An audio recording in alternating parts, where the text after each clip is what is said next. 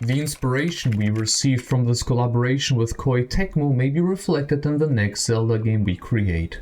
Please picture this while playing Age of Imprisonment and look forward to our Zelda game. Could not have been any more vague, but unironically, looking at Age of Imprisonment, what could he possibly mean? An element that may have inspired him for something in the next Zelda game. I gave it some thought. I came up with 5 reasonable things he could have meant. One thing is for certain, and I hope we all agree here, that it isn't him thinking, actually, we could easily pull off a Breath of the Wild trilogy. Please just move on. Possibility number 1 is kinda silly, and yet not unreasonable if you really think about it. Especially if you are a longtime Zelda fan, and that is the possibility of just simply large-scale battles. Think back to 2004 at E3, where we had the first Twilight Princess reveal trailer. There is one part in the trailer that isn't in the game, and that is the horde of bokoblins approaching, probably Link. They also wanted to make the game way more interconnected and kinda open world, which would be kinda funny how far back it actually goes. But it turned out to be a bit too difficult. And guess where we had that thing again? Skyward Sword, right before the final boss battle happened. Hundreds of bokoblins running up towards Link, although it really wasn't that much. And it also didn't feel nearly as dramatic. Then Breath of the Wild. The champions and the divine beasts against hordes of guardian stalkers, which was just a cutscene. The game lagged because of one single guardian already, or no guardian at all. Tears of the Kingdom once again before the final boss, Ganondorf's army, which was Ganondorf's army split into multiple phases because, well, very likely hardware again. Can't have too many enemies on screen. Age of Calamity had just a few more and struggled like crazy. I don't think I have to explain any of that. The Switch 2 doesn't have this issue anymore. As you can see for yourself when playing Age of Imprisonment, I mean, look at just the reveal trailer alone. Bokoblin horde of enemies. Imagine a finale like Halo Reach. Just current objective, survive. While this time around an actual army attacks you. I can see that working. Although for that you might need something else. That's right, possibility number 2. Bring Twilight Princess kind of combat back and evolve it even more. Kind of similar to Age of Imprisonment, but technically the Zelda series kind of had it in the past already. And that's unlocking your sword techniques over time. But this time around it actually expands to dual wield weapons and lance and staffs. The possibilities are once again there. Absolutely. Getting rid of the rolling behind your enemies and slashing upward combo is crazy to me. What about specials? We also had them before in a way, with the magic meter. Look at Wind Waker. You eventually are able to continue charging up your spin attack that continues for quite a while, moving around like a tornado. Something like the Skyward Strike. Neat little abilities, like, yeah, the Zonai device just built into your kit. Maybe a weak attack button and a strong attack button? A just general bigger focus on the combat? I mean, I can just continue to ramble on the combat possibilities, but you get my point. Make the combat feel a bit more special again. Cinematic finishers, yes. Breath of the Wild is a bit too simple, and so was Tears of the Kingdom. Although it tried so hard to do something cool with the billions of items you can select and do things with. But let's be real, why would you? Fuse made all of that kinda useless in my opinion, having weapons do 4 times more damage than the Master Sword. Like, come on man. Possibility number, well actually kinda 2.5, because you could make the combat revolve around this a bit more, because Aonuma sure seems to love his physics and sandbox aspect. Elements. Environmental reactions. We had those in Age of Imprisonment a bit. Fire-breaking ice-based enemies, a fan and ice thrower turn into an ice tornado, enemies covered in mud need water-based attacks, stone armor breaking to explosives, light being effective against enemies engulfed in darkness. making things more element-based, bringing the more useful staffs from the previous games back. I mean, why not? I can imagine some quite exciting gameplay out of it. But let us move on to possibility number 3. It is something that could work, considering they will keep the open world aspect.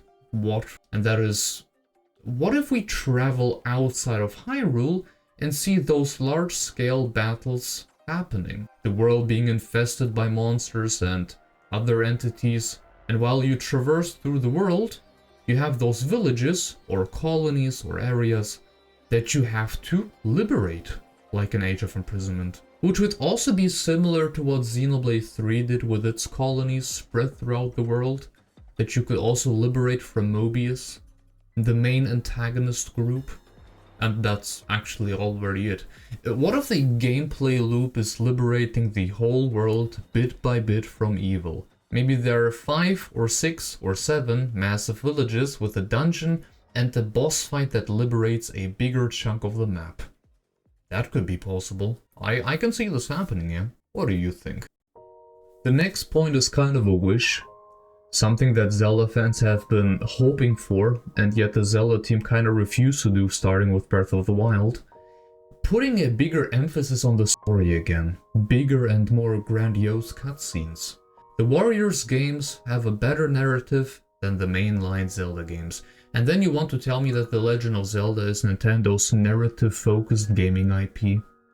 The complaints online were pretty clear. The physics and sandbox aspect were nice and all, but they've sacrificed the story, lore and world building of the games for a magical fairy hand. It's not even a joke that Age of Imprisonment did more for the lore and world building of Breath of the Wild than Tears of the Kingdom did. It's actually kind of fascinating how much they were able to salvage from the mess that the story in this game did. This right here should have been the story in Tears of the Kingdom.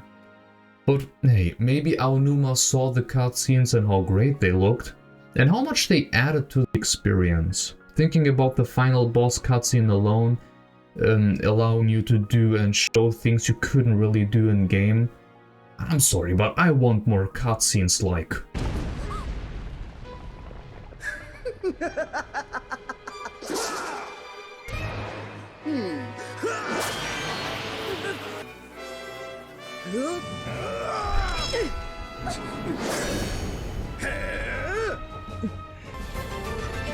Listen well, soldiers of Hyrule. We'll begin our renewed effort to stop the calamity. Here, now, go forth and be brave for your kingdom!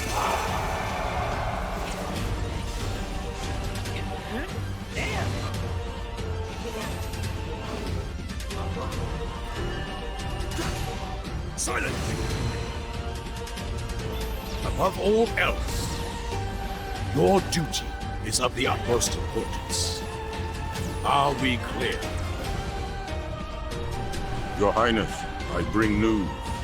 It regards your impending death. More emotions, more hype, more everything. The last point is regarding a character they added into the game, and that is Construct Link.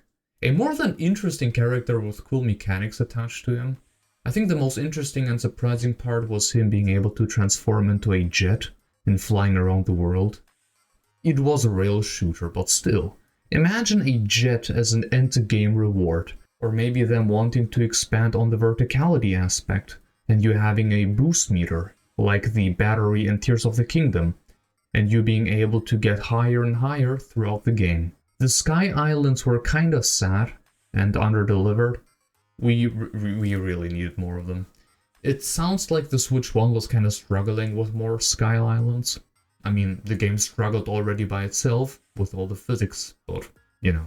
What if you have a companion like Construct Link?